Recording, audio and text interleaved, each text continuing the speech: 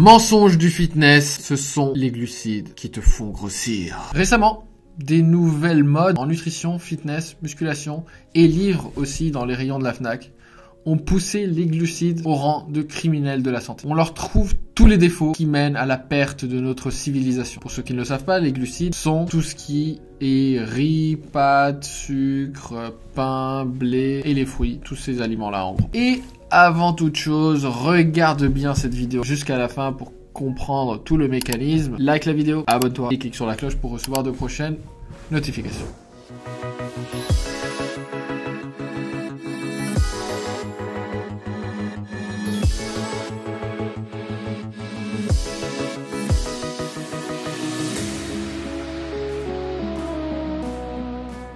C'est intéressant parce qu'il y a quelques décennies, dans les années 80-90, c'était vraiment les lipides les coupables de tous les maux. Donc les lipides, c'est les graisses, le beurre, les huiles, etc. Et avec le temps, ça a changé, ça a switché. Maintenant, c'est devenu à la mode de taper sur les glucides. Petit aparté, beaucoup d'études ont montré que les lipides sont non seulement pas dangereux, mais ils sont même nécessaires à la santé. Il y a beaucoup de lipides qui sont dits essentiels, c'est-à-dire que ton corps en a besoin et qu'il ne peut pas les fabriquer lui-même à partir d'autres aliments. En revanche, il y a ce qu'on appelle les trans fats ou les lipides transformés qui sont vraiment nocifs pour la santé et qu'il faut éviter. Donc tous les lipides ne sont pas égaux. Alors de quoi parle-t-on quand on parle de régime pauvre en glucides? Il y a plusieurs catégories, le low carb, le no carb, le keto, enfin il y a plusieurs subtilités. C'est pas l'objet de cette vidéo de revenir sur chaque sous-définition. Mais effectivement, ce qu'ils ont en commun, c'est qu'on mange peu ou pas de glucides, donc peu de pâtes, riz, pain, sucre et souvent fruits. Surtout pas de soda et de jus d'ailleurs. Et dans tous ces régimes, en réalité, l'ultime objectif visé, encore une fois, se demander quel est ton objectif, quelle est ton intention, souvent c'est la perte de poids. Souvent voilé d'ailleurs par des objectifs soi-disant de performance, de concentration ou de santé, mais on vise en réalité la perte de poids, il te l'amène en douce, ah mais en fait tu vas quand même perdre du poids. Et d'ailleurs, souvent ces régimes sans glucides ont tendance à fonctionner pendant un certain temps, mais pas pour les raisons que tu crois, pas parce que c'est pauvre en glucides, et je vais t'expliquer pourquoi. Et si tu veux d'ailleurs tous les détails à l'écrit pour pouvoir te délecter, je t'ai mis le guide des mensonges du fitness en lien en description de cette vidéo.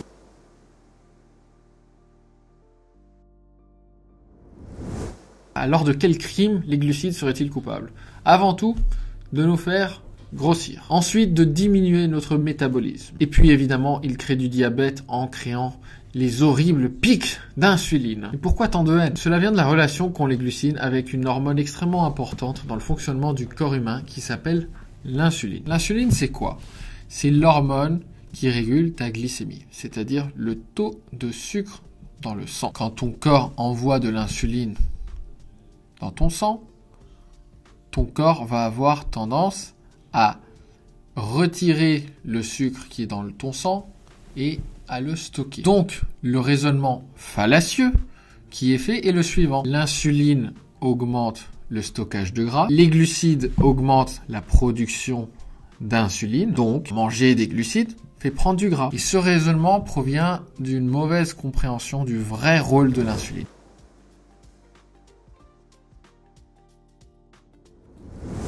Le rôle de l'insuline est de prendre le glucose qui est dans le sang et de le stocker dans les cellules graisseuses. Elle donne aussi l'ordre à nos acides aminés de se diriger vers nos muscles pour synthétiser des protéines et de prendre les lipides alimentaires présents dans le sang. De plus, l'insuline a un effet anticatabolique, c'est-à-dire qu'elle permet la préservation des muscles. C'est d'ailleurs pourquoi les bodybuilders de haut niveau prennent des doses exogènes d'insuline pour avoir des physiques de malade. Je te mets un physique de malade en image. Soit dit en passant, si toi tu ne veux pas ressembler à un bodybuilder, ne t'en fais pas.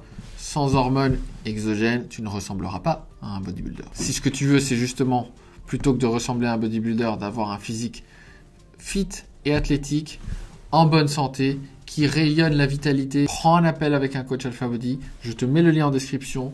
Fais un bilan gratuit et passe à l'action. Fais-le maintenant. Prends un lien, ça prend 5 minutes. Ce sera les 20 minutes les mieux investies de toute ta vie.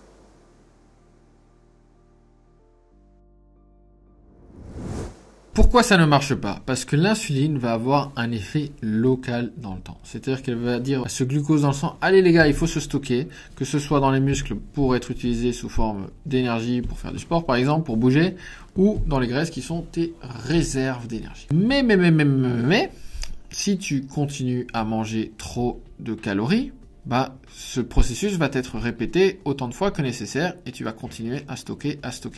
Inversement, tu es en déficit calorique, c'est-à-dire que tu manges moins de calories que ton corps n'en consomme, même si tu manges des glucides et que ton corps dit « Oh là là les gars, vite, envoyez tout en stockage !» ça ne changera rien parce que tu es en déficit calorique. Donc ce que tu as stocké au moment T, à d'autres moments de la journée, tu vas le déstocker. En gros, les grandes marées vont être plus importantes que les petits pics d'insuline ou pas. C'est-à-dire que le fait que tu sois dans un déficit global sur une fenêtre de tir de 24 heures fait que de toute façon, tu déstockes. C'est comme si tu me disais je fais le plein de voiture 50 litres d'un seul coup. C'est différent que de faire 5 litres 10 fois. On s'en fout parce que de toute façon, à l'arrivée, tu auras 50 litres. Donc même si tu fais un gros pic, oh là là, d'insuline à un moment donné, si tu es par exemple en déficit calorique, c'est-à-dire que tu consommes moins de calories que ton corps n'en brûle, au bout d'un moment, il va être obligé de déstocker tout ce que tu as stocké, ton corps, parce qu'il manque d'énergie. Et du coup, il va être obligé d'aller puiser dans ses réserves. Inversement, si tu manges trop de calories, même si tu manges pas de glucides, ton corps il va être obligé d'aller stocker ce surplus de calories, quoi qu'il en soit, même si tu n'as pas du tout de glucides. C'est vraiment un problème de confusion d'effets localisés sur un moment T, sur l'effet macro, sur une fenêtre de 24 heures, voire une semaine, qui est à l'origine de cette erreur de raisonnement. Et ce qui est intéressant, c'est que les études le prouvent. Il y a énormément d'études qui le prouvent.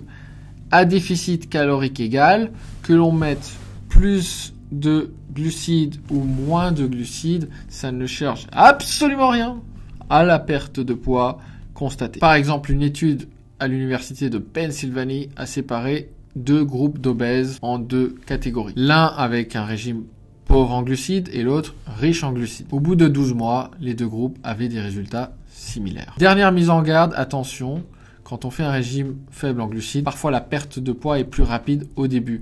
Mais cela s'explique pas vraiment au fait qu'on perd plus de gras, mais au fait que les régimes faibles en glucides vont provoquer une perte de glycogène dans les muscles, c'est-à-dire tu perds de l'eau et du coup tu vas avoir l'impression de perdre du poids plus rapidement, mais c'est pas vraiment du gras. Bref, tout compte fait, du moment que tes calories sont comptées, il n'y a pas d'intérêt à se priver de glucides. Pour avoir une autre vidéo passionnante, je t'en laisse une ici. On se retrouve la prochaine. Mets-moi en commentaire tes questions et tes suggestions pour de prochaines vidéos. À bientôt.